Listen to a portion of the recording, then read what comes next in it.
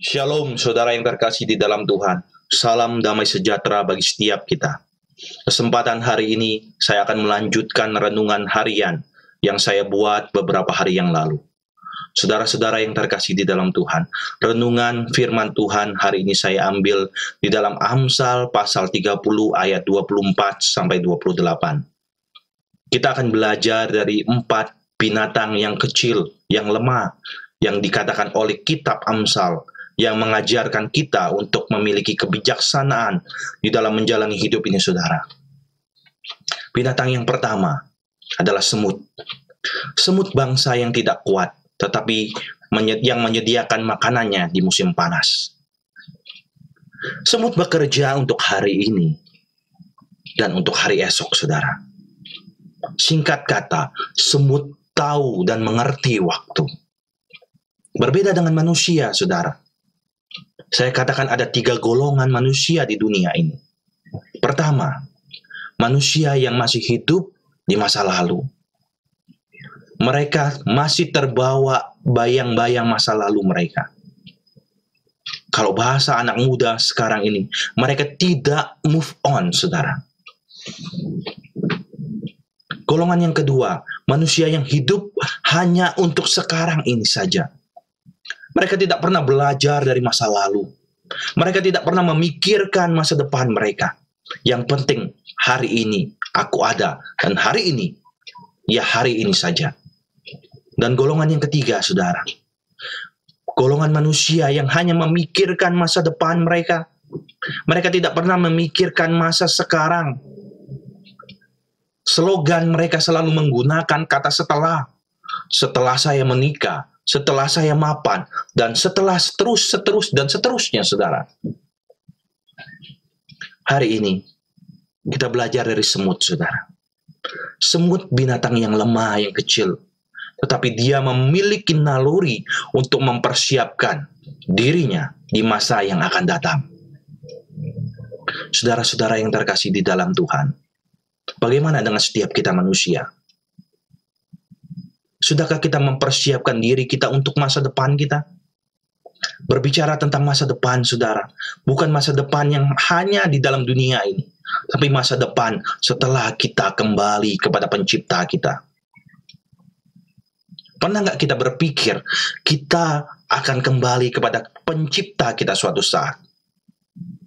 Seharusnya hidup yang sekarang ini kita juga jalani untuk memikirkan masa depan kita, untuk kita bersiap-siap menemui dan bertemu dengan pencipta kita, saudara. Sekaranglah waktunya. Sekaranglah saatnya kita persiapkan diri kita dengan baik, saudara. Binatang yang kedua, saudara, pelanduk. Pelanduk dikatakan bangsa yang lemah, tetapi yang membuat rumahnya di bukit batu. Kalau saya bertanya kepada setiap kita, saudara, apa yang engkau ketahui dengan binatang pelanduk ini? Apa kelemahan pelanduk ini, saudara? Bahkan apa kelebihan pelanduk itu? Pelanduk tahu, dia paham betul bahwa dirinya adalah binatang yang lemah, yang suatu saat dan kapan saja binatang buas siap untuk memangsa dan menerkam dia, saudara. Tapi di balik kelemahannya, dia tahu bahwa dia harus berlindung di tempat yang aman.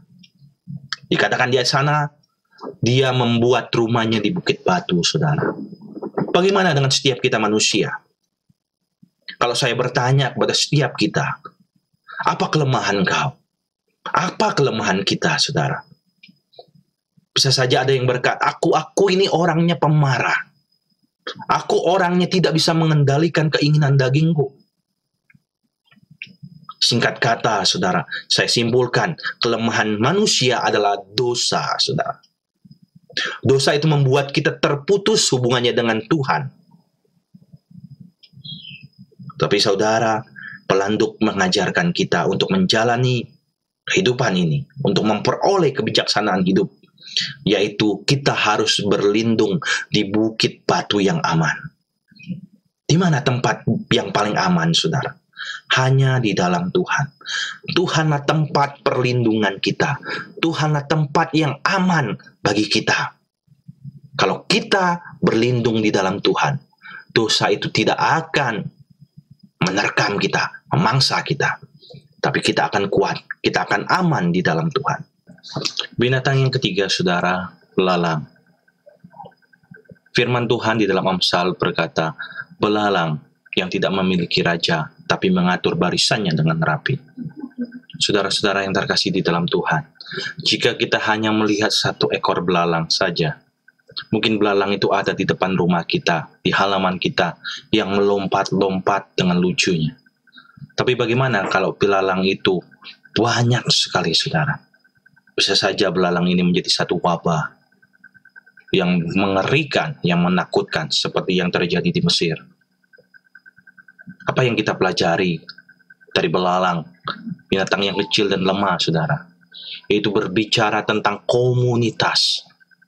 Saudara-saudara yang terkasih di dalam Tuhan, sebagai orang-orang percaya, sebagai masyarakat, harusnya kita memiliki satu komunitas yang erat, yang kuat, sehingga satu orang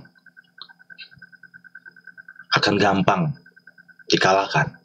Tapi kalau komunitas yang banyak, yang kuat, yang utuh, tidak akan mudah dengan gampangnya dipatahkan, dikalahkan, saudara. Saudara-saudara yang terkasih di dalam Tuhan, pelajaran yang berharga bagi kita adalah sebagai orang percaya, sebagai komunitas, kumpulan orang-orang percaya, ada hal yang bisa kita lakukan.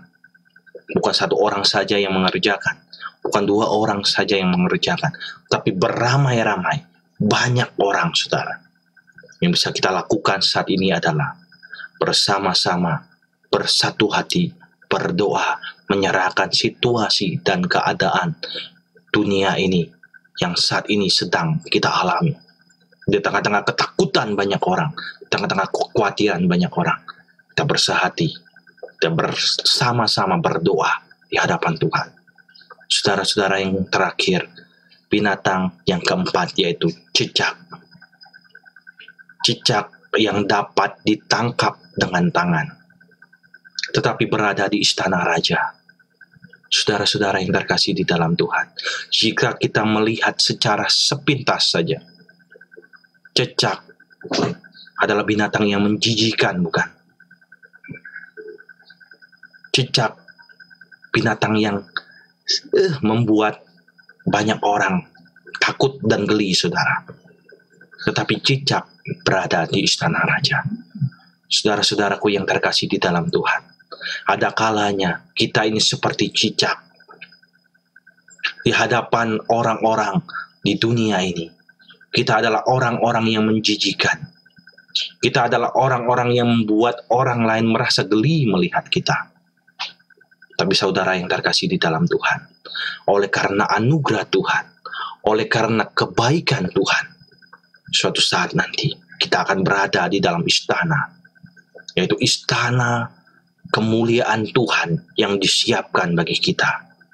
Saudara-saudara yang terkasih di dalam Tuhan, kiranya renungan hari ini yang saya sampaikan kepada setiap kita, mengajarkan setiap kita harus memiliki kebijaksanaan hidup.